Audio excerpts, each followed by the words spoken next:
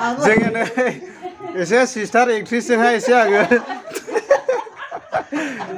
Interest मोनदों गोसोआ आं माने बिथांखौ रायज्लायहोला आरोना सिस्टारा मेंनानै फैदों नालाय बहुदनो दा जोंना नै अल बिटिनि इयुथ सोरांनि बानजायनायावहाय फुटबल खेला दिनै फाइनाल जाबाय दा नैबे सिस्टारा फैदों आरोना बिथाङा बहुद मेंनानै फैदों आं दा बिथांजों रायज्लायला आरो गोसोफ्रा मोजां दा खर'ल' थिखांदों सिस्टारा बिदिब्ला लेट्स गो ने थांनायसैथ' हेल' लोगोफोर नोंथांमोनखौ आंनि चेनेलाव बरायनानै लाग्रोनाय थाबाय दिनै आङो बेबायदिनो अल बिटिनि सोरां इयुथ क्लाबनि बानजायनायाव होजानाय मोनसे फुटबल टुर्नामेन्ट खेलाया दिनै फैयै फैनानै दिनै 2 तारिख अक्ट'बर खालि फाइनाल जानो थांगासिनो दङ दिनै बेबायदिनो फाइनाल हिसाबै गेलेगोन जाहैबाय ओरै सोनाब बेंगल बर्डाराव थानाय ग्लबेल एफसि गसाइगाव आरो बेजों लोगोसे बिथांमोननि एगेन्स्टआव गेलेगोन जाहैबाय ओरै बिजिनि फेरेंगा क्लाब दा दिनै बे मोननैनि खेलाया ओरैबायदि इन्टारेस्टिं जागोन नोंथांमोना आंनि भिडिअनि दारै दा नै बिथां सोमदोर बरगयारि बिथांमोननि बानजायनायावनो बे खेलाया खुंफुंजागासिनो दङ दा मा रोखोम एसे फंनैसो बुंहरदो मा उद्देश्य लानानै होदोंमोन खेलायाखौ जोङो लेंदि जाबायमोन दिनै फैयै फाइनालाव फैबाय दिनैहाय एसे रेस्ट जासिगोन दिनैनि उनाव उद्देश्यआ बेनोमोन जोंनि गोथौ गामि बेखौ एसे मिथिसार होनो हानाय बायदि आरो बेजों लोगोसे जोहोलावफोर इयुथ्सफ्रा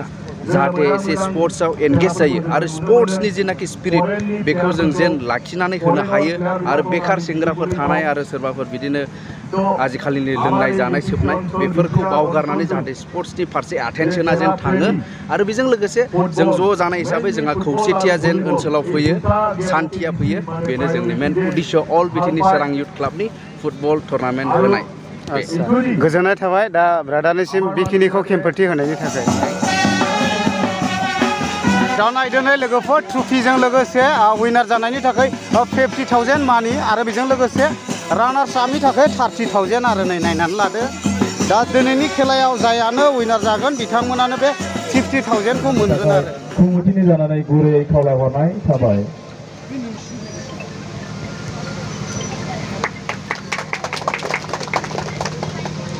हामबाय होनाय थाबाय सारनिसिम बिनि उनाव जोंजोंनो हांख्रायजानाय बायदि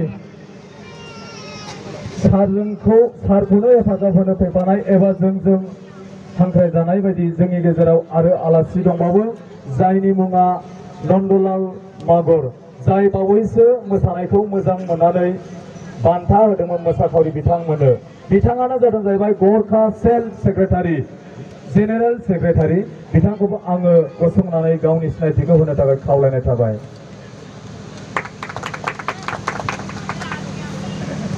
हामबायसै सारनिसिम थामथियाव दङ बुद्रेश्वर बसुमतारी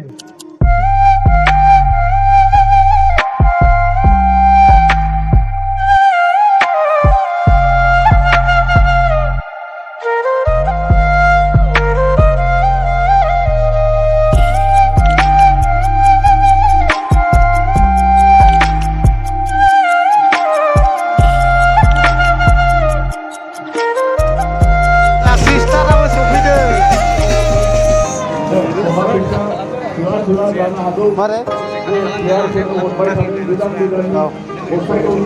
जागोन जेबो गैयानो सोरजों सापर्टथाय आयौ दङ ब्रादारलाय जोंनि ब्रादाराबो फैदों दिनै माजों सापर्टसिथाय नै बिथांनि सिस्टारनिथ' चेनेलबो दं जाहैबाय दा बाहायो ना बाहायला आरो लोगो लोगो मोननैबो बर्ड आच्छा दे गोजोननाय थादों नायफैनायनि थाखाय sister Anamika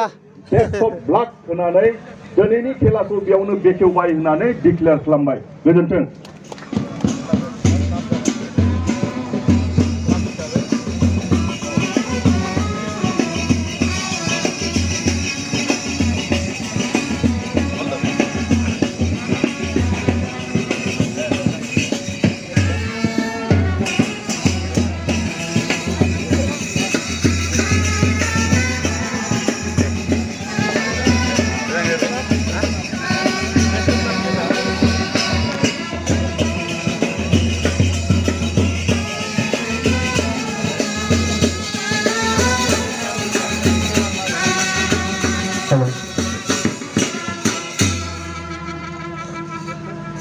Back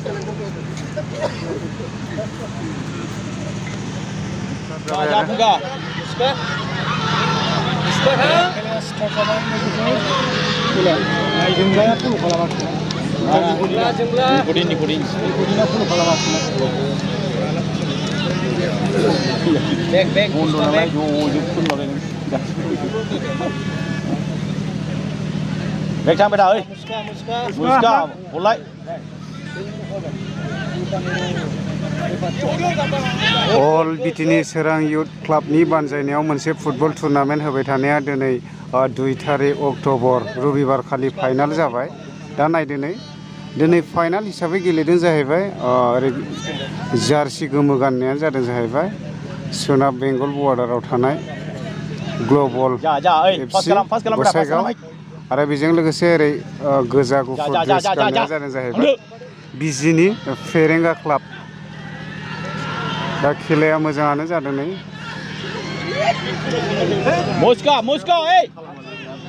Muska!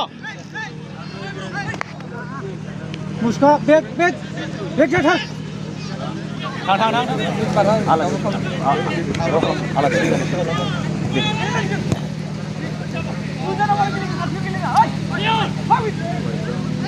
Muska boy, hey, Muska, hey. Video hora hey.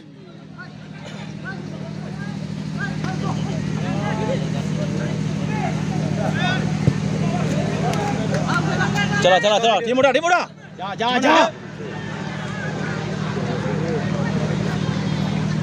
हाय ले बैक मुस्का हमारे वेबसाइट का datang आंनि चेनेला महिमा बड' ब्लग महिमा बड' ब्लग सिस्टारनि बे चेनेल दं अननानै सापर्ट खालामबानो जाबाय आरो ना ओमफ्राय नै बेनो फैदोंमोन नोंनि चेनेला मामोनलाय अनजालि नार्जारि सापर्ट खालामनो हागोन आरो भिजिट खालामनो हागोन आरो दा बयबो दावगानांगौ गोजोननाय थाबाय औ दावगानांगौ दिनैनि अल बिटिनि युथ सोरां क्लाबनि बानजायनायाव होजानाय फुटबल खेलाया जोबनानै थांबाय दा ग्लबल एफसि भार्सेस फेरेंगाजों गेलेदोंमोन दा ग्लबल एफसिया 1 गलाव देरहानानै थांनाय जाबाय आरो अन्नानै कमिटिनिफ्राय मोनसे मिथिहरनाय खेलाया ओरैबायदि माने आबुन फादाफाथि जादोंमोन आरोना नोंथांमोननिसिम मोनसे मिथिहरनाय जोंनियाव गारि सार्भिस सासे मानसिनि गोमानानै दं होननाय खोनादों अन्नानै मोनदोंब्ला